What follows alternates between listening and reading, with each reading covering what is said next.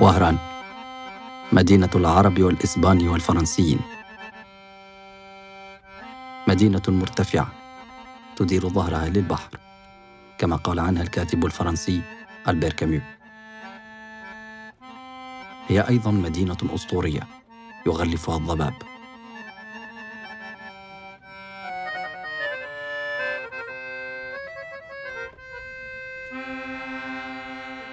مدينة يصعب تمييزها أو فهمها من بعيد.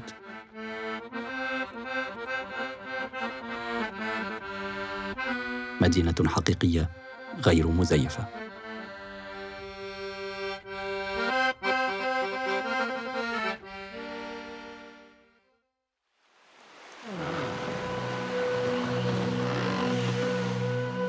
لوهران أسطورتها ككل المدن العظيمة.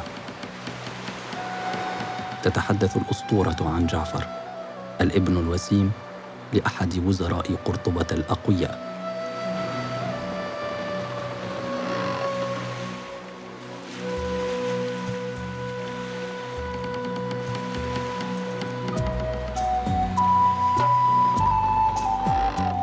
يتمرد الشاب العنيد على سلطة أبيه من أجل عيون الحبيبة، ويهرب كي لا يتزوج من غيرها،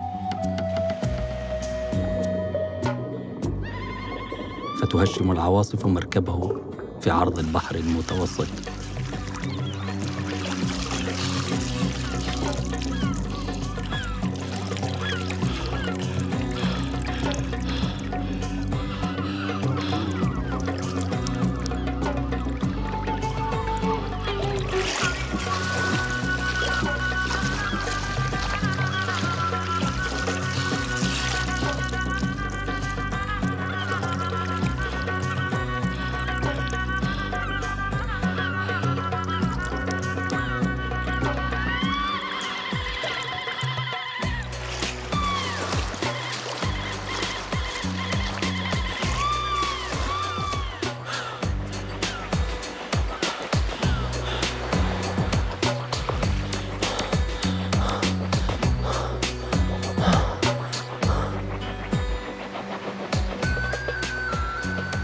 يفتح جعفر عينيه على شواطئ من الرمل الأبيض، شواطئ بلا ساكن وبلا اسم.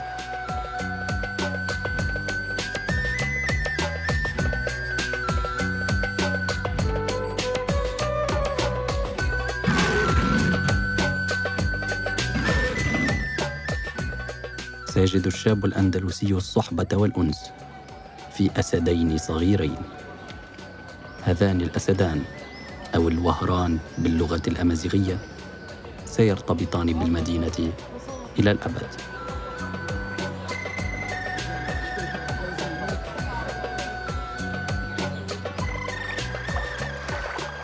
ما تزال هذه الأسطورة التفسير الوحيد للتسمية التي تحملها المدينة.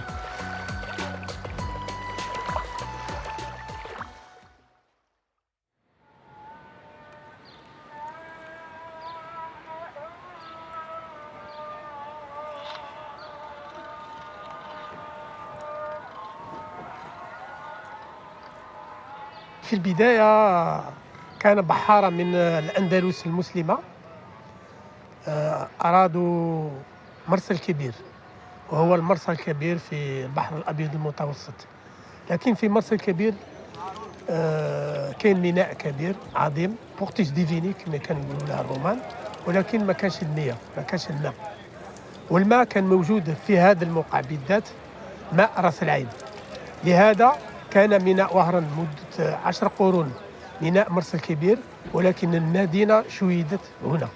كانت مدينة شيدت من طرف البحارة جاءوا من الأندلس المسلمة، من مدينة قرطبة الأموية، وأصبحت وهران مدينة أموية.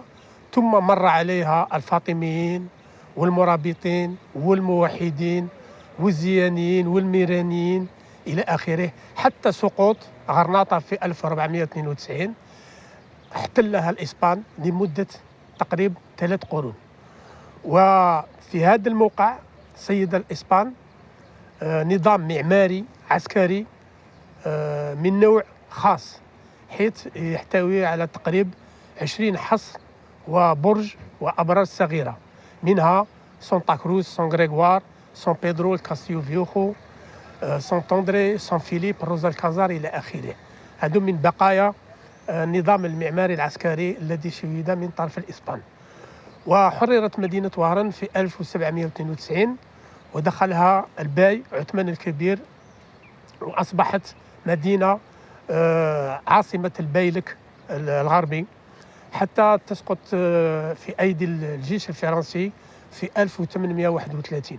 Il y a un grand manque des études sur la vie urbaine d'Oran. Je pense que peut-être il y a seulement 2 livres pendant les 30 années depuis ma résidence ici. C'est presque rien. Donc, c'est pour cette raison que pour un historien, c'est très fascinant, c'est chargé d'être ici parce qu'il y a une grande opportunité, la porte est ouverte aux historiens pour découvrir les choses très importantes par rapport à l'histoire de l'Oranie. Ici, on peut voir les témoins, le témoignage du métissage du peuple depuis l'âge médiéval. Donc, c'est vraiment le commencement de mondialisation qu'on peut voir à Oran. C'est vraiment un endroit très spécial. وهران مدينة تحظى بمحبة المؤرخين. هذه المدينة التي احتفلت بعامها 100 بعد 1000 تعج بالشواهد التاريخية، معالم تعبر بسهولة عن المراحل المختلفة التي مرت بها المدينة منذ نشأتها.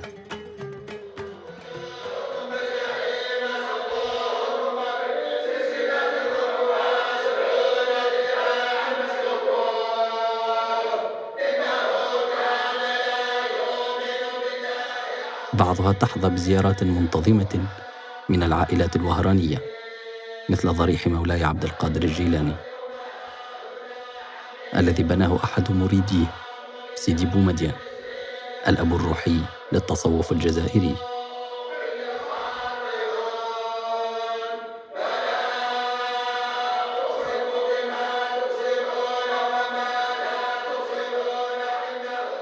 يطل سيدي عبد القادر على وهران من أعلى، يعتبره الأهالي حامي المسلمين من الغزاة.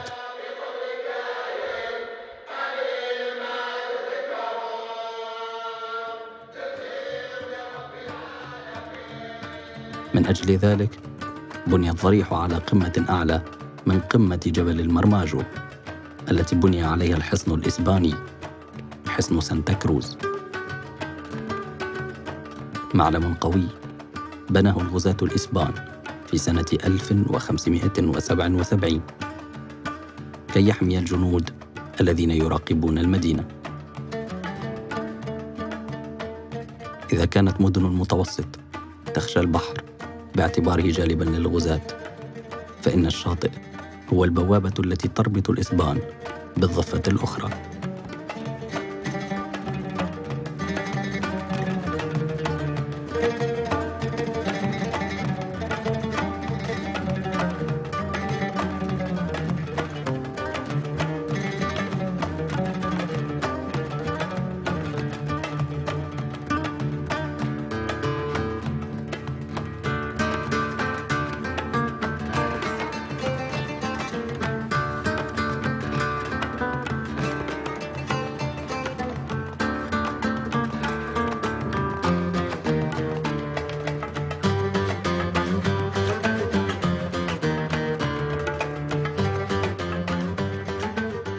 يطل الحصن على كنيسة نوتردام الفرنسية إثر الوباء الذي عصف بالمدينة في سنة 1849.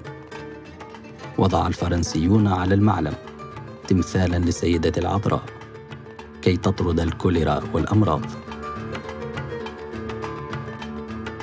يطلق عليها المسلمون الجزائريون لقب للا مريم، وما يزال المؤمنون المسيحيون يحجون إليها. بعضهم يفضل النسخة المصغرة التي بنيت في مدينة نيم الفرنسية بعد استقلال الجزائر.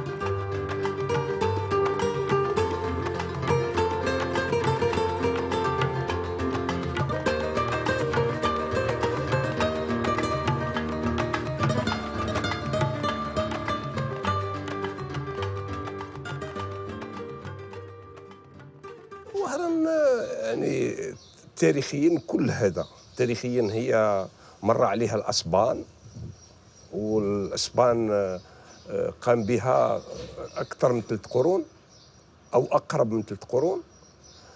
من بعد مر من هنا الأتراك، فيه أطلال تركيا، مر من هنا الفرنسيين الأوروبيين، يعني المعمار الكبير يعني هو الأوروبيين. هي كانت حتى مع عندما فرنسا دخلت اعتبرتها كمختبر، مدينة مختبر وين اختبرت فيها كل الأشكال المعمارية والهندسية.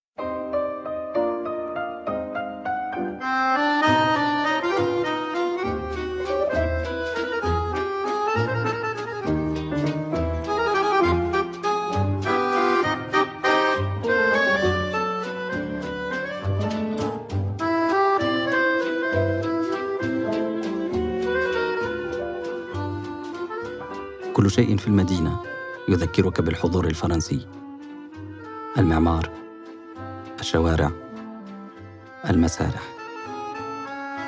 بقي الفرنسيون 150 عاماً في الجزائر، وتصوروا أنهم لن يغادروها. لم يبقى الكثير من التراث الأندلسي. في المقابل، يجتاحك بسهولة الشعور بأنك في باريس صغيرة.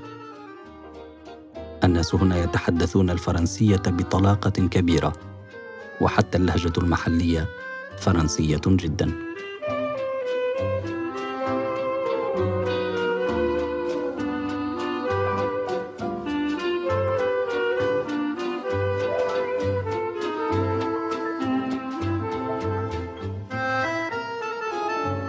الجالية الفرنسية أيضاً حاضرة في المدينة. روبير مهندس معماري يحيا هنا منذ سنوات طويلة. عاش روبير طفولته في وهران قبل اندلاع حرب الاستقلال، ولم يستطع أن ينساها فعاد إليها.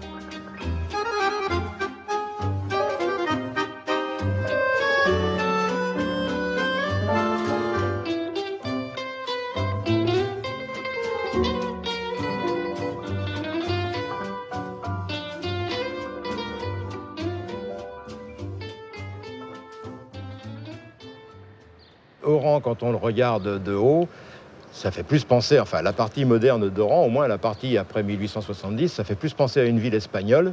Les espaces, ils sont très serrés, les rues sont relativement étroites. Ce ne sont pas des villes qui respirent beaucoup. L'esprit andalou, il est plutôt dans les pratiques, dans la manière de travailler des maçons, dans des manières artisanales. Ça reste comme une culture un peu technique, plutôt. Comme un pensée au mode symbolique aussi. Alors, surtout, les gens cherchent à se rattacher à une histoire. Alors, certains vous diront qu'ils se sentent andalous parce qu'ils n'endossent pas l'héritage, le patrimoine dans lequel ils vivent. Héritage et patrimoine qui sont hérités, eux, directement de la colonisation, puisque toute la partie d'Oran dans laquelle on est, de toute façon, a été construite après la colonisation. Alors après, un patrimoine, c'est comme un héritage, on l'endosse ou on ne l'endosse pas. المعمر ماشي بنا غير ليه، المعمر كون جبر يسحقني حتى بجوارو، وانا مي كنت جارو ما كانش يحبني نكون جارو. فعلا في قبل 62 كانت العائلات الجزائريه ما تدخلش لوسط المدينه. فعلا وسط المدينه ماشي مبني لينا، واش نبقاو نغلقوا المدينه ونبقاو ساكنين برا ولا كيفاه؟ Une grosse partie de la population oranaise et de tout l'ouest algérien est quand même issue, disons, des expulsions des Morisques en 1609, et puis aussi d'un certain nombre d'autres aspects à peu près semblables, où des coutumes ont été conservées. Et il ne faut quand même pas oublier que dans l'Andalousie de la Reconquête et de la post-Reconquête, on a eu affaire à de nombreux syncrétismes entre les trois religions du livre. Si bien qu'il n'y a pas vraiment matière à s'étonner. Après, il y a des héritages qui se font, il y a des transmissions qui se font, qui sont tout à fait en dehors des dogmes de l'un, de l'autre comme du troisième. تختلط ثقافات متعددة في الشخصية الوهرانية، إسلامية وإسبانية وفرنسية. يعتبر الكثيرون وهران رمزاً للتعدد الثقافي في الجزائر، وإحدى المدن الأكثر انفتاحاً وتسامحاً.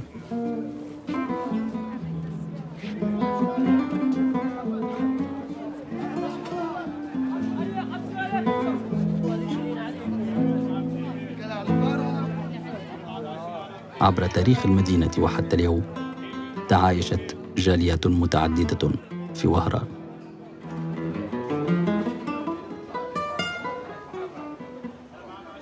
وهران باقية يعني في العقلية، باقية عندها العقلية، هذه العقلية المتفتحة اللي نجموا ننسبوها لأوروبا، ننسبوها للترك، ننسبوها للإسبان، وهذا ربما هذا هو الثراء نتاعها. شاهد آخر على الانفتاح المميز لوهران المرأة. من الصعب أن لا تلاحظ العفوية الكبيرة التي تتدفق بها نساء من كل الأعمار في شوارع المدينة. بينهن فاطمة بوفريق،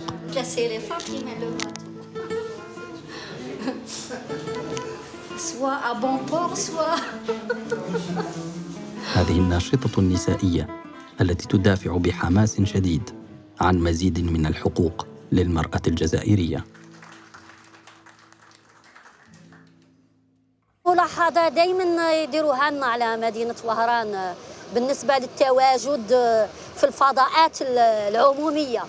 في الحقيقة الفضاءات العمومية تلقاها في السوق، تلقاها في الشارع، تلقاها في أماكن عمل اللي معترف بأنها مجالات نسائية، مثل الصحة، مثل التعليم، مثل الإدارة. ولكن احنا كي نطمحوا كحركة نسائية نطمحوا ننظروا ما هو أحسن منا، ماشي ما هو دون منا. المقارنة ما تكونش بالشيء اللي دون منك، تقول أنا كاين ناس بزاف اللي راهم دون مني الحمد لله. احنا ما نبغوش نكونوا في هذه العقلية. يعني الإمكانيات والكفاءات والقدرات الموجودة عند النساء وخاصة هنا للظرف تاع مدينة وهران تكون الأمور أحسن. وبالتالي فعلا الشيء اللي احنا عايشينه هنا في مدينة وهران ربما أنه العديد من النساء في الشرق البلاد أو في الوسط أو في الجنوب يحلموا أنه يكون عندهم، ولكن احنا نعتبروا باللي نقدروا يكون أحسن من ذلك. المرأة تتأقلم مع الظروف تاعها والظروف اللي تعيشها. هذا التأقلم إما كاين يعني المحيط اللي غادي يساعد باش هذا التأقلم يكون إيجابي، ولا بعض المرات الظروف ما تكون تساعد، وفي هذه اللي متخوفين منها أنه يكون سلبي. لأنه أنا واش نقول دائما واحد العبارة الشعبية تقول بالرارج بغا يتمشى مشيت الحمام تلف مشيته. معناه احنا رانا ندخلوا في عصرنا وحداثه، ولكن ما هينالهاش الظروف في الوقت اللي دينا نفقدوا بعض الجوانب التقليديه اللي هي عريقه وهي ايجابيه اللي لازم نحتفظوا بها. اذا احنا رمينا كل هذه الجوانب دون ما نكتسب حداثه بمعنى الكلمه. الهواري جاني بعيد، حبه في قلبي شديد، طاير الحرمة كيد في حجره هربانة. الهواري سيد الملاح عيط لي عجلانة، دالي عقلي وراح وعليه فنيتانا. نقابل سيد البحور توحشت ونبغي نزور، نسمع لخطات الطيور في القبة حنانة. ستهم الهوارية امرأة أخرى تحمل هموم مدينتها. هذه المرأة تعشق تراث وهران وحكاياتها وأغانيها. تتنزل من عائلة عريقة تعود إلى سيدي الهواري، الولي الصالح والأب الروحي لمدينة وهران. Sidi El Houari, c'est le saint patron de la ville d'Oran. C'est lui qui symbolise la ville d'Oran. Et pourtant, Sidi El Houari n'est pas d'Oran. Il n'est pas né à Oran. Il est né à Mostaganem, Sidi El Houari. Ce n'est pas un Oranais. Mais vous voyez que il a fini par devenir le symbole. Sidi El Houari, non Oranais, est le symbole de la ville d'Oran. Il est à ce point vénéré parce qu'on lui attribue beaucoup de barakat, barakat Sidi El Houari. Il est vénéré par tous les Oranais. Quelle que soit leur situation, il est vénéré par les enfants, par les femmes, par les adultes, même les jeunes. Le football, ils vénèrent Sidi El Houari. Quand il y a un match, un grand derby, tous les supporters, ils disent Sidi El Houari, Atrina al-Baroud, Sidi El Houari. Même les sportifs, ils demandent la baraka de Sidi El Houari parce qu'il a une très très grande baraka. Sidi El Houari, c'est vraiment le centre originel de la ville d'Oran. Avant, Oran, c'était Sidi El Houari, Al-Qasba, voilà, la vieille Kasba. La vieille كاسبه القصبه المسلمين العرب خاطر كاين اللي من يهضوا على وهران يحسبوا ما كاش العرب ها جاو فرانسيس ها جاو اسبانيول ها جاو الاتراك والعرب وين كانوا؟ العرب كانوا موجودين افون من دخلوا اسبانيول en 1509 دخلوا الوهران الجنرال خيمينيز من اجبر المسلمين وقتل المسلمين والمسلمين دافعوا على مدينه وهران ولا على دينهم وعلى دافعوا على دينهم دافعوا على الارض ولاو صبيول فوالا. هذا المعلم العريق مصنف كأهم الآثار الجزائرية منذ بداية القرن العشرين. أعلنت الدولة عن بدء ترميمه منذ أكثر من 10 سنوات ولم تنتهي منه بعد. كنا نهود ندير المندبة نديرها على هاد الزوقة كي كانت هاد الزوقة وكي ولات هاد الجامع كي كان هاد الجامع وهنايا لافونتين نتفكر لافونتين بيبليك نتفكر ليكول بونسيونا وين راه ليكول بونسيونا وين راه سالوي وين راه ليكول بونسيونا وين راه وين On a honte de dire des oragnes. On a honte de dire des oragnes. Il faut franchement, il faut le dire, il ne faut pas le cacher. Les oragnes appartiennent à d'autres. Elle n'appartient pas aux vrais oragnes. L'Oran appartient à d'autres. يا حسرة على وهران كي كانت وكي ولات يا حسرة يا حسرة. هذه المدينة التي بقيت خارج دائرة الحرب الآلية المدمرة التي عصفت بالجزائر دفعت الثمن غالياً. شهدت وهران خلال سنوات التسعينات من القرن العشرين نمواً متسارعاً جداً لعدد المتساكنين الوافدين هارباً من العنف.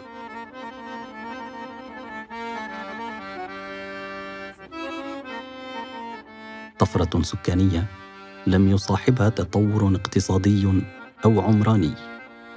اليوم تختنق المدينة. Oran en particulier, c'est une ville qui a souffert le plus de l'exode rural, qui pour des raisons sociales, pour des raisons d'une décennie noire, sont venus s'implanter et ceinturer Oran à travers des sites illicites. Un architecte brésilien, Oscar Niemeyer, qui a bâti la ville de Brasilia, avait averti les autorités lors de ses conférences. Il avait averti pour leur dire que les grandes villes, généralement, peuvent souffrir de l'exode rural.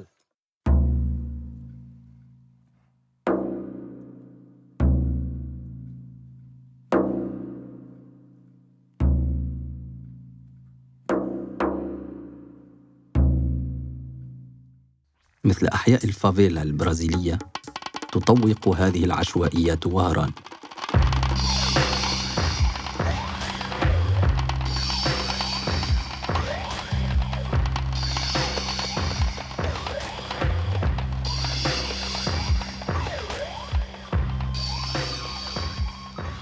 جزء كبير من المواطنين الذين بحثوا عن ملاذ في باريس الجزائر الصغيرة وجدوا أنفسهم عالقين في مثل هذه المناطق الصعبة.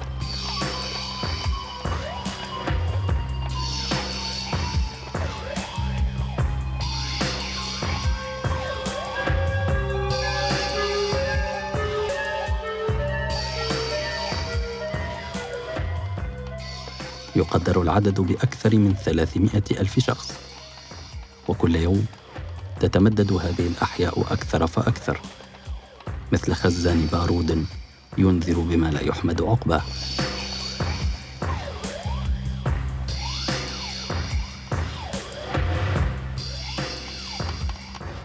مغبونين، رانا مغبونين. الشباب راه ضايع، الشباب راه ضايع في وهران. مش كنت ساكن وما داروها لنا. هادو اللي راهم في الولايه هنايا، اللي راهم في الولايه هما اللي داروا لنا هذا المشكل تاع الساكن. نديك دروك تشوف السكاني ما تلقاش واحد من الوهران، كاع براويه، كاع داو برطمانات هكا بالمعرفه. الرشوه لا مستقبل، لا ما نشوف كاع مستقبل، كاع ما كاش مستقبل في وهران كاع، غير براويه. المستقبل البراني بصح اللي زايد في وهران وكبر في وهران ما عندهاش مستقبل كاع. Dans les années 90, on peut dire que les 48 wilayas, enfin des réfugiés des 48 wilayas, se sont rassemblés à Oran. C'est-à-dire que Oran est une vraie représentation qualitative de l'Algérie, quoi, du point de vue des mélanges de population. Alors qu'est-ce qui sortira de tout ça? Maintenant, il faut encore que la machine brasse et tourne pendant combien? Un demi-siècle, un siècle, hein.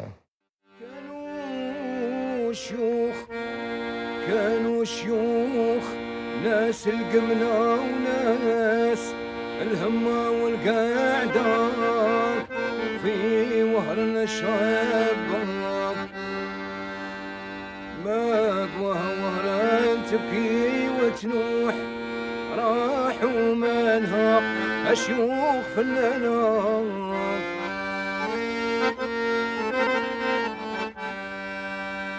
وعلى فراقهم نبكي ومخلوع واش تسرى فيا هذيك الليلة يا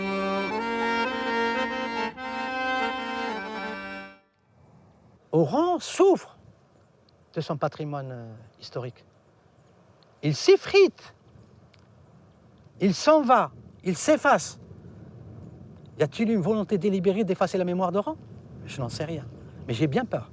فيما يخص الحفاظ على التراث في 50 سنة ما كانش مشروع نتاع ترميم ناجح. Est-ce que ça vaut le coup d'être gardé? Est-ce que ça vaut le coup d'y mettre des fortunes? Parce que quand on parle de monuments historiques, les choses deviennent 5 fois plus chères que pour un bâtiment ordinaire.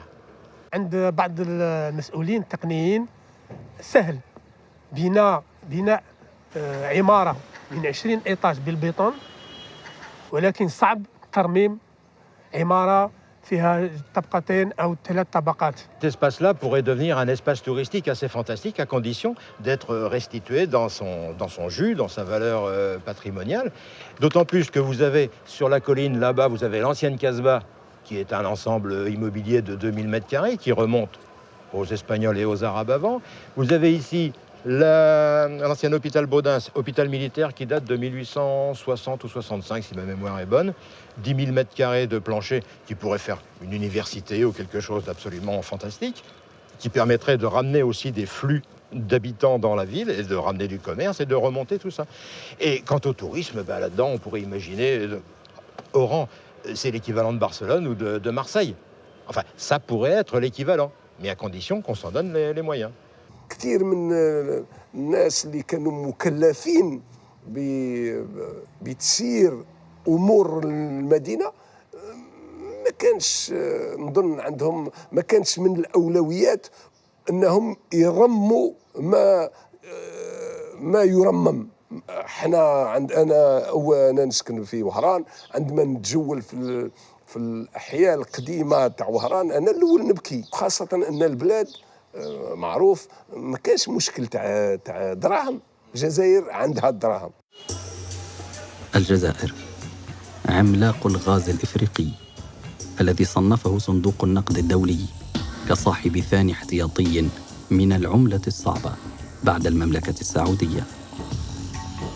هنا ندفع $70 في اليوم الواحد لعمال شركات فرنسية وإسبانية، عهد إليها بإنشاء 12 ميلاً من خطوط الترامواي.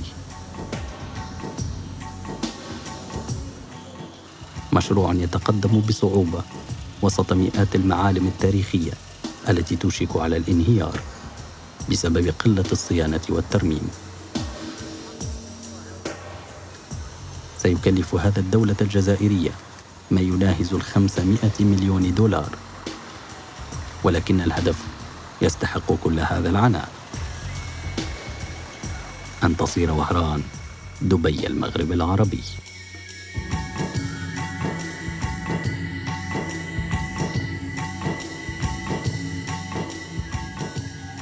منذ سنوات تتصاعد مثل هذه الأبراج في الجزء الحديث من المدينة.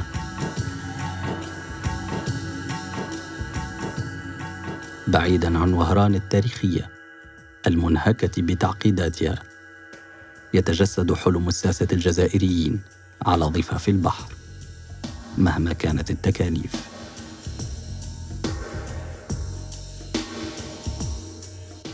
On m'a dit qu'il y a des fans, des responsables fans de l'urbanisme de Dubaï. Moi, je leur dis en tant que citoyen qu'ils sont dans l'erreur. Oran n'est pas Dubaï. الكلمة تاع دبي سمعتها، نقول باللي oui pour être moderne sans être Dubaï. Pourquoi Dubaï? Et pourquoi pas une autre, pourquoi pas Barcelone, pourquoi pas Lisbonne, pourquoi pas et pourquoi pas Oran. يعني غير باش انا تاني هذه تاع وزيد انا صراحة نخاف من هذه الوعود، غادي نولوا هاك نولوا يا ودي غير خدمتك. يعني كيفاه انت 30 عام وانت نايم ودوك فطنت غادي نرد دبي. Alors qu'ici, tout le monde pense connaître, tout le monde pense avoir son opinion sur la question, et au total, tout le monde ramène son grain de sel, et finalement, ça handicape fortement la décision. Et on se retrouve avec un résultat qui est certainement beaucoup plus une apparence ici, c'est-à-dire que si on fait un Dubaï ici, ça va être une apparence de Dubaï. Par exemple, vous parlez des immeubles avec les façades en verre. Bon, à l'intérieur, ce sont des ossatures de béton de 30 étages qui sont tout ce qu'il y a de plus primitif comme mode de construction. Alors qu'à Dubaï, vous avez des vraies constructions de tours en charpente, avec toute la complexité que ça nécessite, etc. هو في كل المدن ليس قضية الخبراء يجمعوا في مكتب وحدهم في مكتب دراسي ويقرروا المدينة يقررها كل واحد ساكن فيها، وخاصة اللي يكونوا عندهم تمثيل حقيقي، مثلا المجتمع المدني، لأن المشروع المدني لازم يرتكز على هذا السكان. السيد غويدر هو رئيس إحدى أهم الجمعيات الناشطة في وهران. تفتح جمعية الأفق الجميل أبوابها للشباب المبدعين.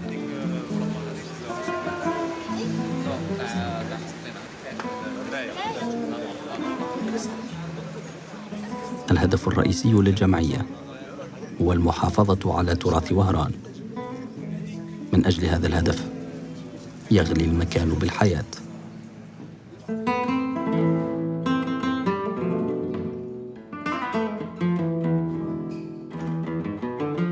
مثقفون، رسامون، وموسيقيون، كلهم من الشباب.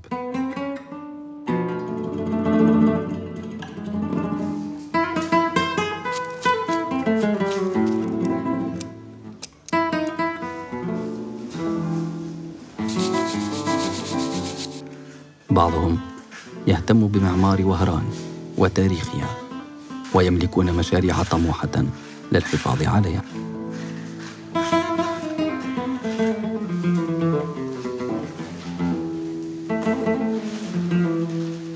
On est étudiants dans la même école, dans le même atelier et sur le même projet El Khadra. Pour notre 5e année, on a choisi de travailler sur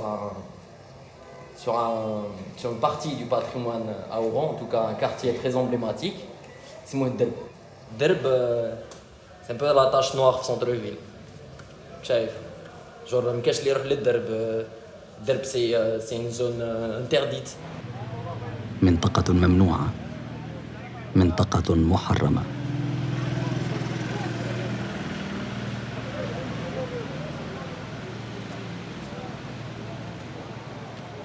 تسمح السلطات نادراً للصحفيين بالاقتراب من المكان.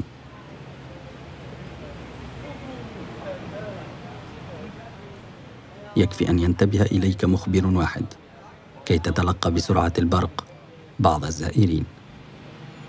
ما خصناش يبعدونا، الجزائر راهي مليحة ما خصها والو.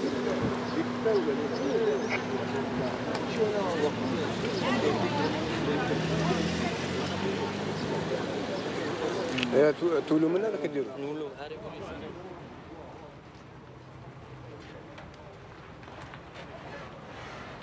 احتجنا إلى ذكاء وترحيب بعض شباب الحي كي نستطيع التسلل إلى المنطقة برغم كل شيء.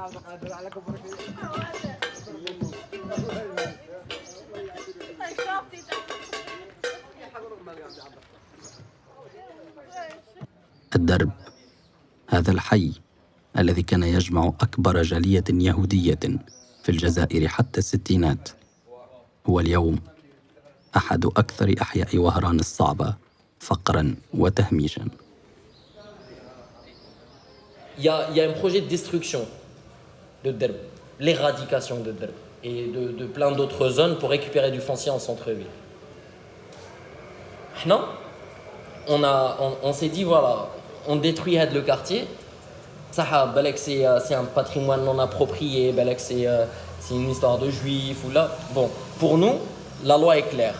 La loi 9804 stipule qu'il est considéré comme bien de la nation tout vestige de civilisation de l'Antiquité à nos jours. C'est clair. Donc conserver le quartier, c'est conserver une page de l'histoire d'Oran. Un quartier qui met derb les gouttes les gammes harris, chab yish fieh.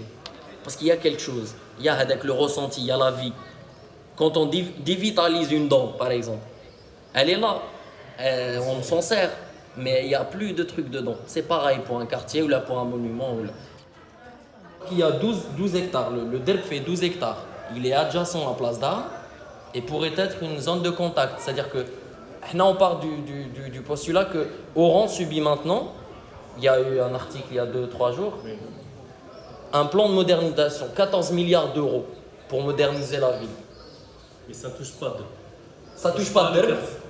Et une ville qui bénéficie d'un financement aussi important doit reconsidérer son centre-ville.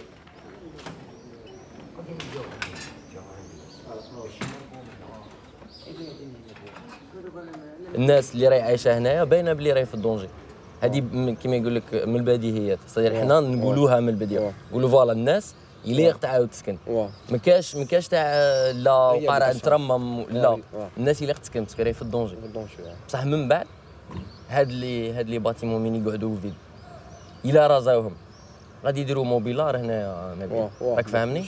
غادي يديروا زداج ويقابلوا سونتا كروز. ما على بالهم تما هو يكره لك حياتك باش هو على باله يسحقك. نهار اللي يجي عندك باش تخلص دراهم يسحقك. نهار اللي انت باش تبرسي دراهم للدوله يجي عندك خويا راك هنا هو باش تخلص، بس تاع باش يسحق باش يخمم عليك انت راك في الريسك، ما على بالوش بيك تموت لا تموت.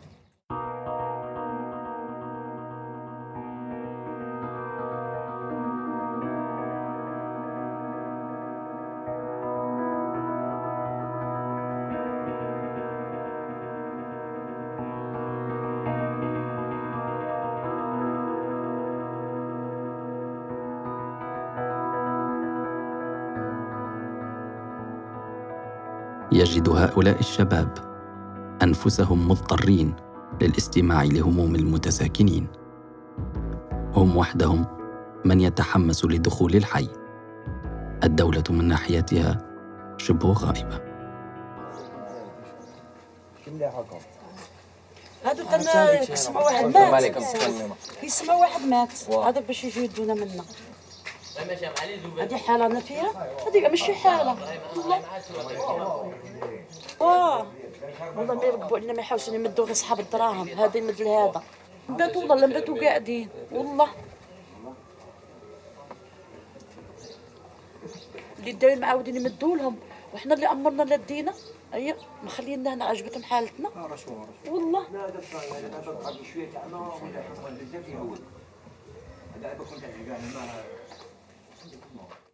هي فعلا فيها سياسه، كاين الناس اللي تقول يعني، وهذه لا فويت ان افون، الهروب الى الامام. هذه من ما الحاجه مستعصيه تجيني صعيبه نقول كي ندير مثلا يقولوا باللي درب اليهود يسموها ذاك الحي جو في لو غازي نمحيه. علاش تمحيه؟ دابور فيه مازال عائلات قاتنه، اونسويت انا هذاك الحي ماشي نقول نجيب اليهود يعاودوا يسكنوا من تما، خاصه اليهود كان عندهم موقف مضاد استعماري لينا، ماشي هذا بصح عندي الحي هذا كان قادر نحافظ عليه ونسكن به الجزائريين اللي فعلا عندهم مشاكل تاع سكن. Sur le projet d'éradication du quartier, سمعوا باللي il y a des étudiants qui travaillent sur le quartier. Ils ont, on va dire, retardé la décision parce que c'était prévu. D'ici un mois, ils vont regarder la population. Donc, mais سمعوا باللي il y a un projet des étudiants qui travaillent. Donc, ils ont retardé, on va dire, la décision pour voir, parce qu'il y a, on va dire, le Wali d'Oran qui demande à voir le projet ou le résultat, qu'est-ce que ça pourrait donner, on va dire. Bien sûr, on peut être optimiste. On est jeune, on a de l'énergie, on gueule. الشباب كلمة لها وقع قوي في بلد فتي يعج بالشباب. أشياء كثيرة في وهران تحمل بصمتهم وجرأتهم وطموحاتهم. حتى الراي، موسيقى وهران الشهيرة، تبدو وكأنها تتحدث بلسانهم. من الصعب أن تجد شاباً وهرانياً لا يعشق موسيقى الراي، ولا يعشق خالد ومامي وحسني الذي اغتيل في سنة 94 من القرن الماضي.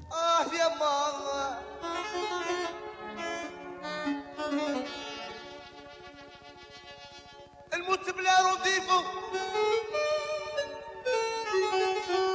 هلو في الوادي ماما، يا ماما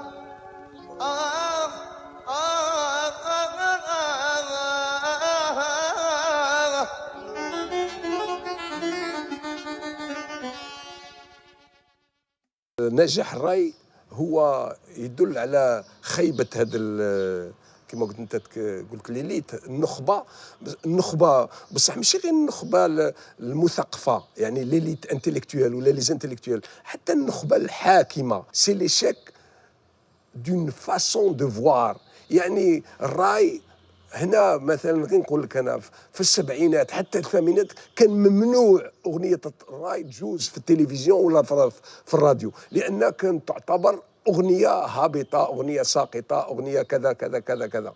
كاسيت فعلا كانت تعطي خطاب غير الخطاب الرسمي اللي كان في كثير من الاحيان خطاب تجاوزته الامور. كانوا يقولوا الحقيقه، والحقيقه ما يجملوهاش. يافي با دو ماكياج، on ne falsifiait pas la réalité, on la disait crue. Le rail, c'est comme un bébé non désiré. Et donc, il est là et on ne sait pas comment qu'il fait une تعاملوا معه. Mais ce bébé, maintenant, il a grandi, il a pris des ailes, il est à l'international. Donc, c'est un élément de succès, c'est un objet de succès. Et donc, les Oranais doivent être fiers, justement, de ce succès. Et j'étais dans plusieurs villes dans le monde, ils connaissent Oran par deux choses. Par Albert Camus, puisqu'il a consacré beaucoup d'écrits, et par Khaled. Et il faut en tenir compte de ça. Khaled est le chanteur arabe le plus connu au monde.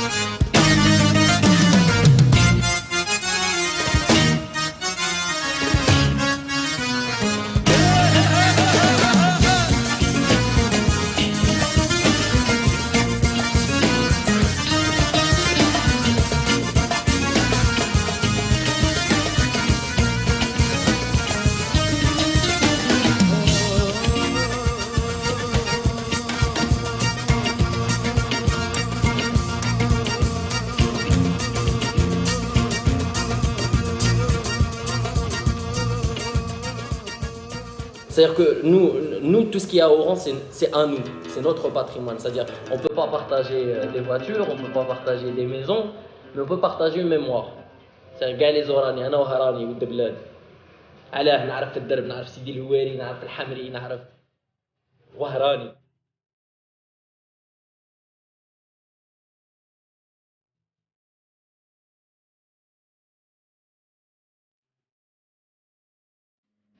On peut construire des immeubles, on peut tout construire avec de l'argent.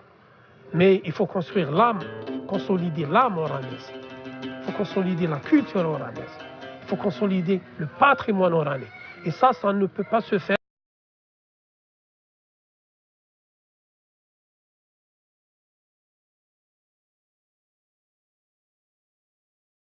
ربي نعمنا بهذا النعمه تاع تعدد الثقافات. علاش نمشي نعطيها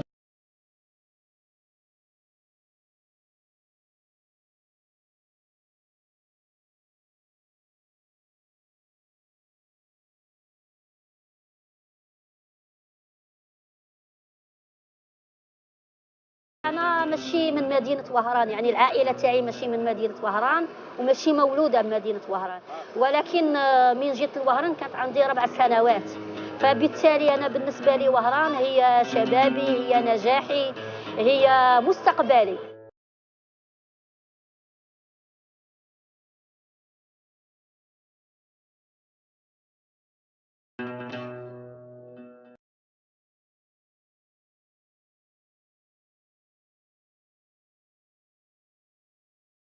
Tant que je bouge, moi, ça va, je suis bien ici. Hein, mais après, on ne peut pas savoir comment on tourne.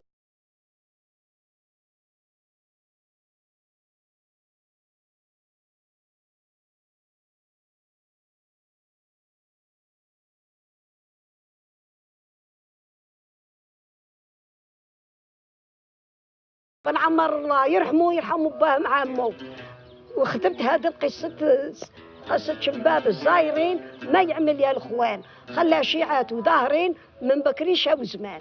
والسلام عليكم.